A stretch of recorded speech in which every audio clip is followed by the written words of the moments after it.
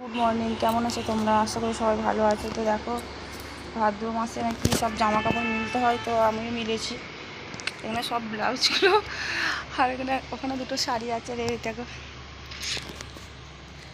তো এই শাড়িগুলোর মধ্যে কোন শাড়িটা তোমাদের সবথেকে ভালো লাগছে তো অবশ্যই কমেন্টে জানাবে।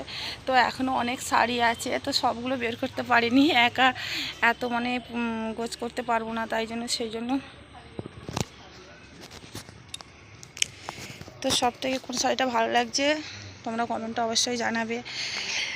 তো এখনও অনেক শাড়ি আছে, সেইগুলো পরে বের করব। তো তোমরাও নিশ্চয়ই এরকম ভাদর মাসে মানে রোদে দিচ্ছ, তো সেগুলো দেওয়া খুবই উচিত। কেন মানে বর্ষার জন্য কেমন যেন শাড়িগুলো একটা মানে গুমো গন্ধ ছাড়ে, তো সেই জন্য রোদে রোদ খাওয়ালে শাড়িগুলোও ভালো থাকবে একবার করে।